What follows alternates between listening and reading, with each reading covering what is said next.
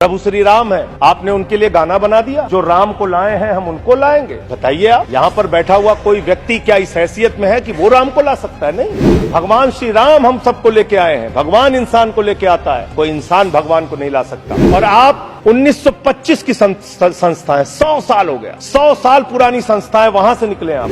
100 साल हो गया लेकिन दिमाग अभी भी बच्चों का, अभी बच्चों की तरह खेल रहे हैं। तुम्हारी पोल पट्टी खोलने लग जाए तो क्या हो, अगर मंदिर की मूरत बोलने लग जाए तो क्या हो। बताओ, ब्रह्म बेला में जहां तुम पाप धोते हो वही सरयू का पानी खौलने लग जाए तो क्या हो। अयोध्या हारे आप, जहां जहां से प्रभु श्री राम गुजरे थे वो सारी सीटें आप लोग हार गए। चंदा दो धंधा लो स्कीम मत चलाइए। इलेक्टोरल बॉन्ड में आपका पर्दाफाश हो चुका है। 3,02,000 करोड़ रुपए के ठेके अलग अलग कंपनियों को दिए गए जिनसे इलेक्टोरल बॉन्ड के नाम पे पैसा लिया गया। इसकी जांच होनी चाहिए कि एक भी भ्रष्टाचारी को नहीं छोड़ूंगा, ये मोदी की गारंटी है।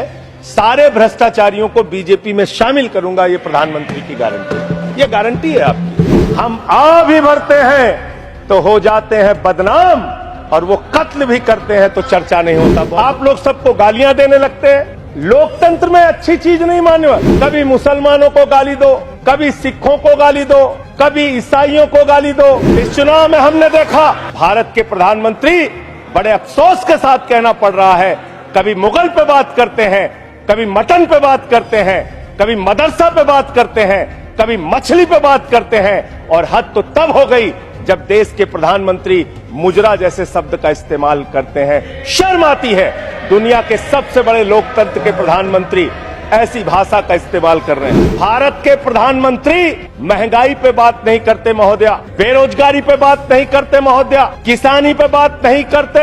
इस देश के अंदर अग्निवीर योजना के कारण भारत की सीमा को कमजोर करने का आपने काम किया, उस पे बात नहीं करते। इस चुनाव के अंदर हमने देखा विपक्ष के नेताओं को पकड़ पकड़ के कैसे जेल में डाला गया। ईडी का, सीबीआई का, जांच एजेंसियों का दुरुपयोग करके राज्यों के मुख्यमंत्री को जेल में डाला गया, मंत्रियों को जेल में डाला गया। इस चुनाव में हमने देखा भाषा का स्तर। इस चुनाव में हमने देखा हमारे दिल्ली के मुख्यमंत्री अरविंद केजरीवाल, उनको चुनाव से पहले जबरदस्ती पकड़ के जेल में डाल दिया गया महोदया। और मुद्दा क्या बनाया? तथा कथित शराब घोटाला। आज मैं आपके सामने इस सदन में बताना चाहता हूं महोदया, शराब घोटाला किसने किया, ये जानकारी पूरे देश को होनी चाहिए। ये जानकारी भारतीय जनता पार्टी के मित्रों को होना चाहिए। ये भारतीय जनता पार्टी के नेता, देश के प्रधानमंत्री को भी होना चाहिए। शराब घोटाला शरद रेड्डी से 60 करोड़ रुपए की रिश्वत लेने वाले भारतीय जनता पार्टी के लोगों ने किया है। आप लोगों ने इलेक्टोरल बॉन्ड के जरिए चंदा लेने का काम, रिश्वत खाने का काम, भ्रष्टाचार करने का काम किया है। शराब घोटाला तुमने किया है। शराब घोटाले की बात करते हैं महोदया, यही चिल्लाने का काम करते हैं। मैं अपनी बात कहना चाहता हूं महोदया, दिल्ली के मुख्यमंत्री को ईडी कोर्ट ने जमानत दी महोदया। ईडी कोर्ट ने कहा अरविंद केजरीवाल निर्दोष है। महोदया, ये रिश्वतखोर लोग हैं, ये रिश्वतखोर है, ये बेईमान है, ये भ्रष्टाचारी है महोदया, आप भ्रष्टाचारी है। आप बैठिए। भ्रष्टाचारियों को बोलने की हैसियत नहीं होनी चाहिए महोदया, ये भ्रष्टाचारी है, आप बैठिए।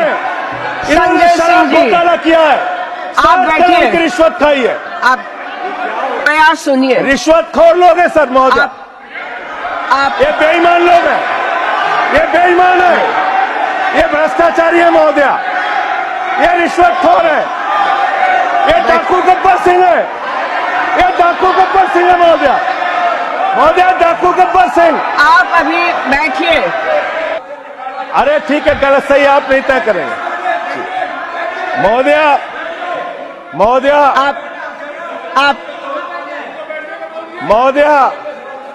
भाजपा के मित्र हमारे नाराज हो गए महोदया। सच सुनने के बाद नाराजगी होती है महोदया।